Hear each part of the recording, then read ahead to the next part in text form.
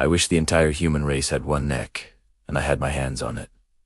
These chilling words were not uttered by a villain in a movie, but by a real man. He claimed to have committed 21 murders, countless robberies, arsons, and over 1,000 assaults. His life was a storm of unrelenting brutality, a dark journey that forces us to confront the deepest shadows of human nature. But was he born a monster, or was he forged into one by a cruel world? Today, we're going to unravel the horrifying story of Carl Panzram, a man who declared war on the entire world. Born in 1891 in Minnesota, Panzram's childhood was anything but idyllic. His father, a farmer, abandoned the family when Carl was just a boy, leaving his mother to raise him and his siblings in crushing poverty. He described his early life as a constant struggle for survival, filled with hunger and neglect. By the age of 8, he was already stealing to feed himself. His early encounters with authority were not rehabilitative. At 11, he was sent to the Minnesota State Training School,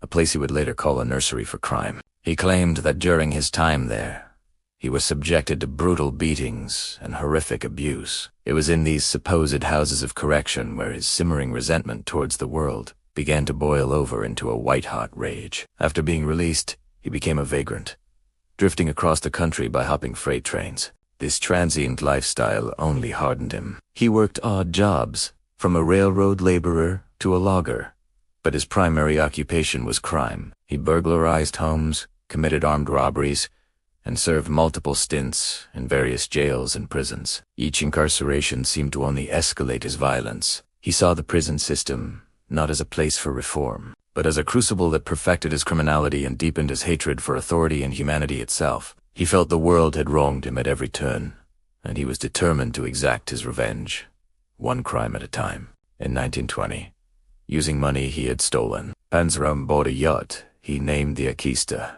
His crimes then took on an international dimension. He sailed down the coast of Mexico and parts of South America, hiring sailors to work on his boat. It was during this period that he committed some of his most heinous acts. He later confessed to his only friend, a prison guard named Henry Lesser, that he had assaulted and murdered several of his crew members, throwing their bodies overboard into the ocean. His spree wasn't limited to the sea. He traveled to Africa, specifically Portuguese West Africa, now Angola. There, he was hired to be a foreman on an oil prospecting expedition. He abused his position of power, forcing local laborers to work under brutal conditions. He boasted of murdering several of them, as well as a young boy, with cold indifference. Panzram's reign of terror wasn't just about violence, it was also about destruction. He was a prolific arsonist, claiming to have set fire to numerous properties, including factories, warehouses, and even a train trestle. For him,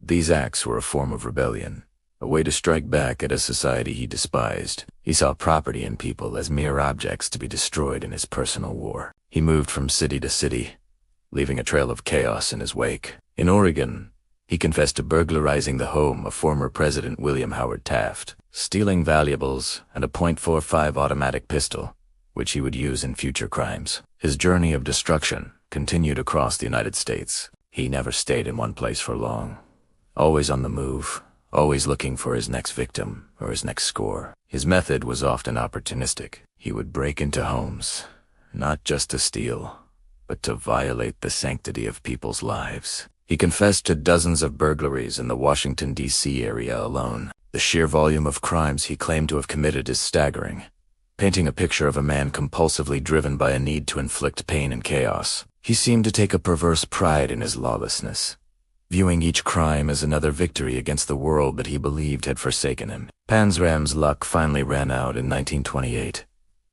After a series of burglaries in Washington, D.C., he was apprehended. During his arrest, he was found in possession of stolen goods and the pistol he had taken from Taft's home. He was initially charged with burglary, but his long and violent history was beginning to catch up with him. He was sent to the federal penitentiary in Leavenworth, Kansas. It was here, in the depths of the country's toughest prisons, that the final chapter of his life would unfold. He was defiant, uncooperative, and a constant problem for the prison authorities. In Leavenworth, Panzram's story took an unexpected turn. He was put to work in the prison laundry, where he clashed with Robert Warnke, the civilian laundry foreman. Panzram, who despised authority figures, so Wonky is just another tormentor. One day in 1929, during a confrontation, Panzram brutally attacked Wonky with an iron bar, killing him in front of numerous witnesses. There was no question obstaculos of his guilt. This final, brazen act of violence sealed his fate. He was tried for the murder of a federal employee and, unsurprisingly, found guilty. When sentenced to death, Carl Panzram was not remorseful. In fact, he welcomed it. He famously said, "I believe the only way to reform a man is to kill him." He fought against any and all attempts by human rights groups to have his sentence commuted. He wanted to die and was impatient for his execution. In his final moments, when asked if he had any last words, he reportedly spat at his executioner and said, "Hurry it up, you Hoosier bastard. I could kill a dozen men while you're fooling around." On September 5, 1930, Carl Panzram was hanged at Leavenworth. His life, in his own words, leave us with a disturbing legacy, a testament to a man who embraced his own monstrosity and dared the world to look away. Thank you for watching. If you found this story compelling, please consider liking this video and subscribing for more deep dives into history's most fascinating and unsettling figures.